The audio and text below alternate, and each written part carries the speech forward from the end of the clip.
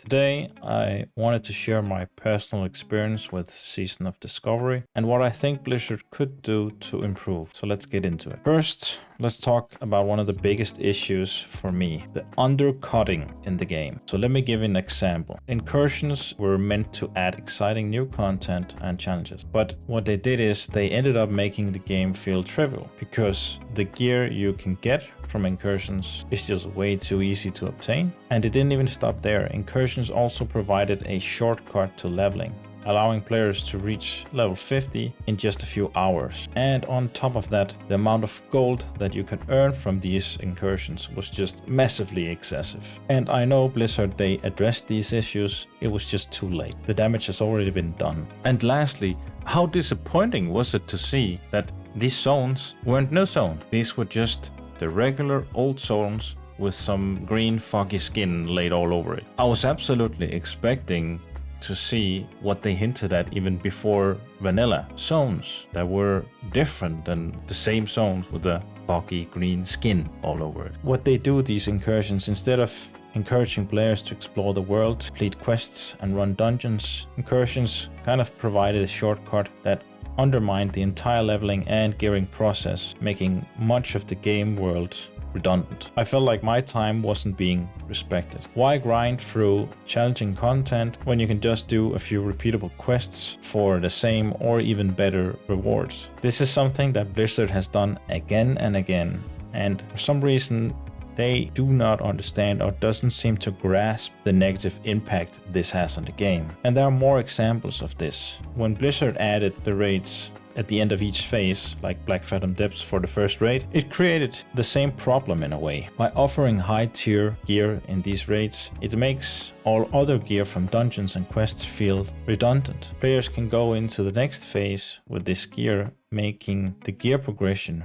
from phase 1 to phase 2 feel irrelevant. By that I mean quests that reward gear become pointless because no quest item can compete with the gear obtained from BFD. The first phase had some interest because gear-wise, you had to get a certain level of gear before you could participate in BFD, and you had to go out into the world to get this gear. But since then, this hasn't been the same. The gear you would be getting from quests wasn't better from phase 1 to phase 2, at least not enough for people to actually consider quest gear as an option of gearing before hitting the next bracket, level bracket, and then going into Nomagan. And the same goes for Nomagan. So in that way, the world became irrelevant. Back when they did this the first time, when the classic PTR first launched back in 2019, the phases didn't end with the raids that provided all the best in slot gear. If you remember, streamers were given access to the beta, had to explore the world to obtain best in slot items from various sources. Back then, this made the entire game feel relevant. The streamers got best in slot gear from different dungeons, some elite quests, even some bind on equipped items bought off the auction house, or from grinding mobs. So this diversity in gear acquisition kept the game world alive and engaging. With these raids at the end of each phase, it pretty much just makes at least all the quest gear irrelevant. Most of the dungeon gear also pretty much irrelevant. And BOEs farmed from out in the world, kind of irrelevant, most of them. And next up, let's discuss the overwhelming number of abilities and runes added to the game. While adding new abilities and runes can be exciting, Season of Discovery, in my opinion, went overboard. As many say, the game shifted from a Classic Plus experience to a Retail Minus. It felt less like Classic and more like a chaotic, unbalanced mess. And this was especially evident in PvP. The one-shot meta merged where players could be killed almost instantly, and it removed any real strategy or skill, turning battles into quick, unfulfilling encounters. And I addressed this in a previous video where I feel like the PvP part, that's I think the other half of the game, and it is in my opinion the most replayable part of the game, but it has to a large degree been neglected by the developers. They focus mainly on balancing specs for PvE content and neglecting PvP content, which is a huge mistake in my opinion. Yeah, you could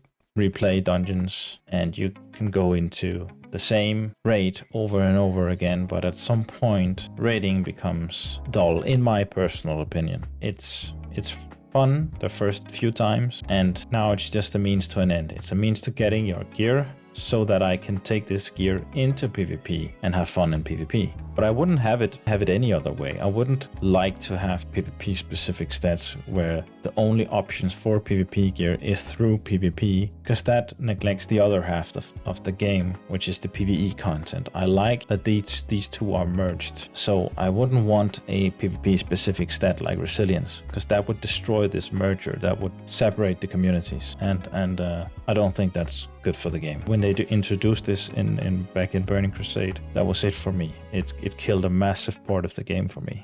It's like they're just winging it. It feels like they just say, that'll do. Just put it in the game, that'll do. That's fine. That's many of the PvP events out in the world. The Ashen Veil was just a major PvE event, nothing PvP to come for. And the STV event, people would just stack near the shrines, I can't remember what they're called, where you would deliver whatever blood coins or whatever you were doing.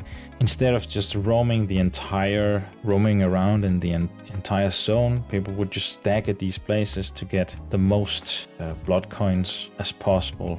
And I feel like a really easy and quick solution to this would just be that you couldn't turn in your blood coins thing before the event is over. So if you just imagine, there's no way you can turn this in until the event is over. Now there's no reason for you to stack on these shrines anymore, but there's quite a big incentive to survive and make it till the end, losing as little of these blood coins as possible. Because if you get ganked over and over, well, you lose these coins. But in turn, if you gank over and over, you gain more coins. But by you being able to turn them in straight away while the event is ongoing, you're saved from losing your coins. Turning it into some clusterfuck where everybody's just gathered in the center or at these shrines, stacking up just to get as many coins as possible. But if you just remove that part, not being able to turn in coins until the end of a event, then there's no reason to stack. If there's no reasons to stack and there's a great incentive to not die, then people would be roaming around in these 5-man groups, and it would be much more PvP rather than the clusterfuck it turned out to be. So it's just, again and again, good idea, very poorly implemented. That's the history of Blizzard. Great ideas, piss poor implementation. And finally, the over and under tuning of content. I feel like Blizzard has struggled to find the right balance in difficulty for various aspects of the game. Some content is too easy, while other parts are